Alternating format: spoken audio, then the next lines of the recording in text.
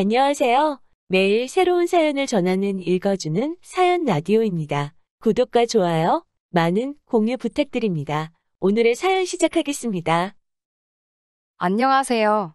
올해 29살이고 몇 달 뒤 결혼을 앞두고 있던 여자입니다. 다만 지금은 결혼을 취소하고 파혼을 하게 되었네요.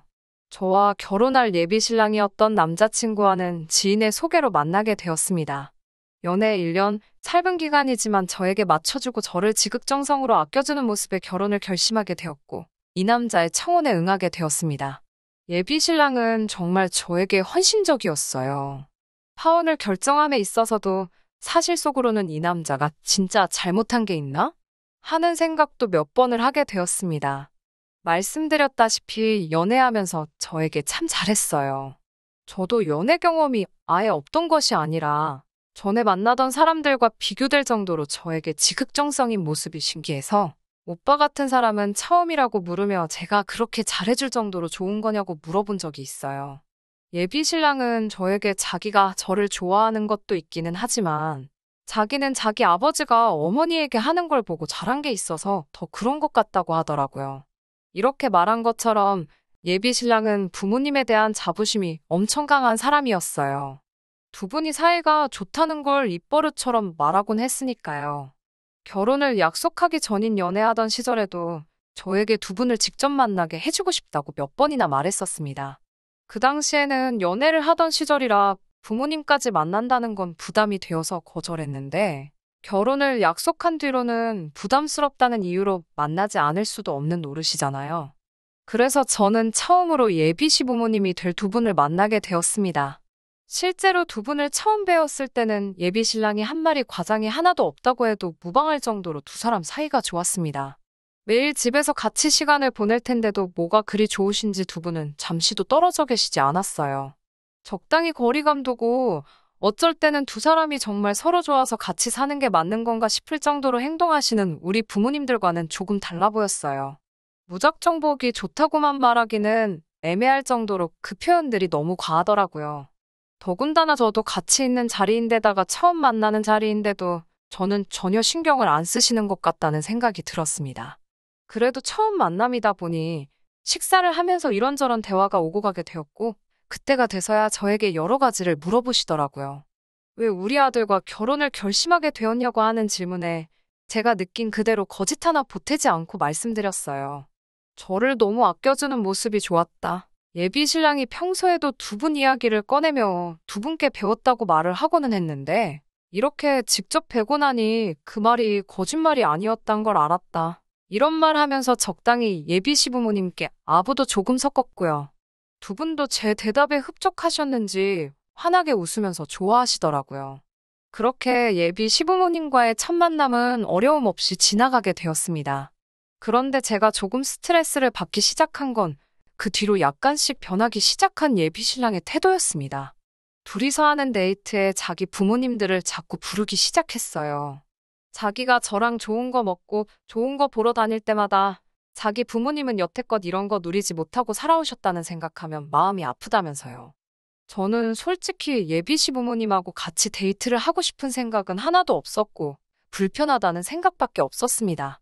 좋은 거 먹고 좋은 거 보는 거 다 좋고 그걸 부모님께도 똑같이 경험시켜주고 싶은 마음도 100번 이해는 하겠는데 저 좀 빼고 따로 했으면 좋겠다는 생각이 들더라고요. 아무리 두 분이 저를 좋게 보셨다고 한들 예비 며느리와 예비 시부모의 관계잖아요. 제가 작정하고 나쁜 관계로 끌고 갈 생각은 없지만 그래도 적당히 거리감 두고 지내는 게 더 좋다고 생각하는데 예비 신랑은 자꾸 둘만의 시간에 자기 부모님을 함께 부르고 싶어하는 모습밖에 보이지 않더라고요. 저도 꽤 오랜 기간을 참아왔고 예비 시부모님과 강제로 커플 데이트를 몇 번이나 보내야 했습니다. 더 이상 아무 말도 하고 있지 않다가는 결혼 전까지도 계속 예비 시부모님과 함께 데이트를 해야 할 것만 같고 결혼 후에도 그렇게 될 것 같아서 말하지 않을 수가 없었어요. 그래서 예비 신랑에게 이런 식의 만남은 저도 조금 부담스럽고 같이 만나는 자리는 좋지만 조금 자제해줬으면 좋겠다는 부탁을 했습니다. 예비 신랑은 심각한 표정으로 고민을 하더라고요. 그러면서 무겁게 입을 열며 예비 시부모님의 과거를 제게 말해줬습니다. 두 분이 젊을 적에 아직 결혼도 하기 전에 첫째인 예비 신랑의 오빠를 가지게 되었다네요. 준비가 안 된 두 사람이었기 때문에 결혼식도 못 올리고 그렇게 허겁지겁 살림을 차리시게 되었다고 합니다. 그리고 그렇게 아버님도 안정적인 직장을 구하시게 되고 조금 숨을 돌릴 정도가 되던 시점에 둘째인 지금의 예비 신랑을 갖게 되었다고 하네요. 두 아이 키우기에는 조금 부족한 벌이었기 때문에 정말 두 분의 청춘을 포기하다시피 하면서까지 두 자식들을 키워내셨다고 합니다.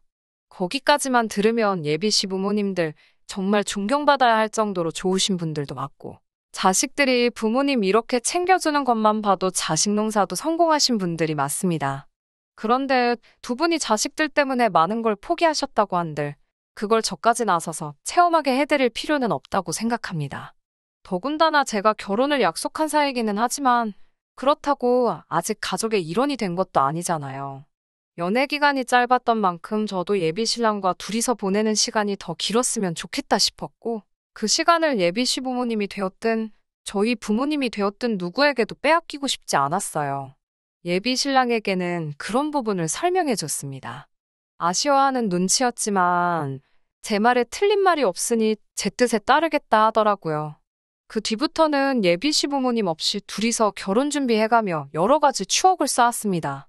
진작 말하면 쉬울 걸 뭘 고민하고 있었나 싶더라고요.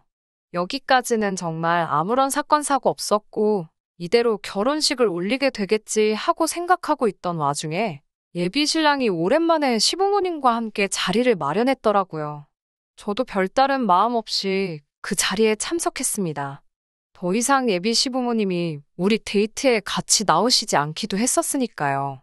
그런데 그 자리에서 예비 시부모님이 충격적인 발표를 하더군요.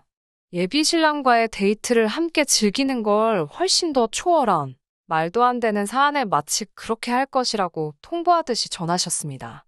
처음에는 예식장을 좀 더 큰 사이즈로 알아보라는 말을 하시기에 어차피 인원 제한 때문에 하객을 무작정 많이 부르시지 못할 텐데 왜 그렇게 하객 욕심을 내시는 거지 하고 의아하게 생각했어요. 그런데 그게 하객 때문에 그러는 게 아니시더라고요. 두 분은 저희 결혼식에서 두 분의 결혼식까지 같이 올리고 싶다는 충격적인 말을 해오셨습니다. 말 그대로 합동 결혼식을 하자는 거예요. 두 분이 여태껏 결혼식 한 번 올리지 못한 한을 풀어보고 싶다고 하시더라고요. 결혼식 못 올린 거 평생의 한이 될 수도 있다는 부분은 이해를 합니다. 리마인드 웨딩으로 한 번 더 식을 올리시는 부부가 요즘 많다고 들었는데 당연히 하실 수 있어요. 그런데 왜 하필 그걸 제 결혼식 날 하겠다는 건지 저는 도무지 이해가 가지 않았습니다. 하객으로 친척이나 지인들까지 다 올 텐데 온 김에 한 번에 해버리는 게 좋지 않냐고 하시는데 도무지 저에게는 그게 설득처럼 들리지 않고 억지를 부린다는 느낌을 받게 하더군요. 옆에서 예비 신랑은 한술 더 떠서 이미 이 사실을 알고 있었던 것 마냥 저한테 그렇게 해줄 거지? 하면서 기대하는 눈빛을 보내고 있고 또 다른 효자인 아주버님도 따라오셔서는 저보고 꼭 그렇게 해달라고 하더라고요.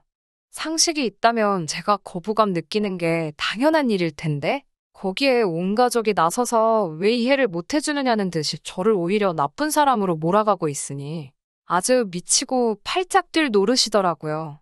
점점 열불이 나기 시작하다가 결국에는 저도 폭발을 하게 되었습니다. 결혼을 아직 안 한 아주버님에게는 그렇게 하고 싶으면 네 결혼식 날 해드려라. 나는 내 결혼식 날 죽어도 못하겠다라고 말해줬습니다. 이미 질러버린 이상 예비 시부모님께도 아무 말 하지 않을 수 없었어요. 두 분이 어떤 인생을 살아오셨는지는 두 분 아들한테 몇 번이고 들어서 잘 알고 있다. 그래도 이건 너무 경우가 아닌 것 같다. 하객을 이유로 우리 결혼식에서 두 분이 식을 올리는 것 또한 이해가 되지 않는다. 두 분의 결혼을 축하해줄 분들이라면 두 분이 따로 식을 올린다고 해도 참석해 주실 거고 축복해 주실 거라고 생각한다. 혼주석에 계셔야 할 분들이 신부 입장할 때 나란히 웨딩드레스 입고 나오는 모습 생각해봐라. 생각만 해도 우습지 않느냐고요. 혼주석에 앉아 계시는 우리 부모님은 또 무슨 잘못이냐? 아무리 그래도 사돈이 될 사람들인데 너무 쉽게 생각한 것 아니시냐고. 할 말 다 떠들고 나니까 저도 더는 할 말이 없고 이제 이 사단이 난 거? 저는 이 결혼 안 해도 그만이니까 알아서 하시라고 하고 자리를 뛰쳐나왔습니다. 예비 신랑이 헐레벌떡 저를 쫓아나오길래 저한테 사과하러 온 건 줄 알았는데 자기 부모님들한테 말버릇이 그게 뭐냐고 화를 내더군요. 그래서 저도 너는 마누라 될 사람한테 그게 뭐 하는 짓이냐고 말하고 뺨싸다귀를 한 대 올려쳤습니다. 짝 하는 소리가 얼마나 크게 나던지 그 자리에서 묵었던 우라가 한 번에 날아가 버리는 듯한 기분이 들었어요. 너도 잘못 생각하는 거라고 정신머리 똑바로 박혀있는 놈이면 나서서 니네 부모님 결혼식을 네 결혼할 때 하자고 하는 거 아니라고. 하객들이 우리며 너네 부모님이며 얼마나 우습게 보겠냐고 한마디 했습니다. 정 두 분이 결혼식 못 올린 게 한이 되고 자식들인 니들한테도 한이 되었으면 어떻게든 따로 해드리는 게 맞는 거지. 돈 몇 푼 아껴보려고 니들 결혼식에 니네 부모님 결혼식을 끼얹는 게 말이나 되냐고. 니들이야말로 진짜 불효자가 아니냐고 소리를 박박 질렀어요. 그 사단이 났으니 결국 저는 파혼하게 되었습니다. 웃기는 사실은 제가 그렇게 소리치고 간 상황에서 예비 시부모님은 뭐라도 크게 깨달으신 건지 저를 엄청 마음에 들어 하셨다고 하네요. 제 똑부러진 모습이 엄청 마음에 드셨다고 하네요. 합동 결혼식이고 뭐고 다 안 할 테니 제발 우리 아들과 결혼해달라고 연락을 해오셨어요. 하지만 저는 싫다고 했습니다. 그때까지야 남편 될 사람이 효자인 건 진작에 알고 있었지만 고쳐 써먹지도 못할 천하의 머저리인 건 몰랐다고요. 멍청한 건 무슨 수를 써도 못 고친다고 제가 다른 건 참아도 멍청한 사람하고는 같이 살 생각이 없다고 거절했어요. 결국 그렇게 파혼하게 되었습니다. 물론 연애하는 1년간 좋은 기억도 많은 사람입니다. 하지만 아쉽지가 않아요. 오히려 연애를 짧게 해서 다행이라는 생각이 들어요. 쓸데없이 더 시간 낭비할 이유가 없었으니까요. 전 예비 신랑도 잘 지냈으면 좋겠고 그 부모님들도 계속 화목한 가정 이루셨으면 좋겠습니다. 저랑 앞으로 2번 다시 엮이지만 않는다면 좋은 사람이고 좋은 분들이란 사실은 변함이 없으니까요. 제 사연은 여기서 마치도록 하겠습니다. 그럼 다들 좋은 하루 되시고 화목한 가정 이루길 기원합니다. 긴 이야기 들어주셔서 감사합니다. 오늘의 사연은 여기까지입니다. 구독과 좋아요, 알람 설정해주시면 앞으로 더 좋은 사연으로 찾아오겠습니다. 감사합니다.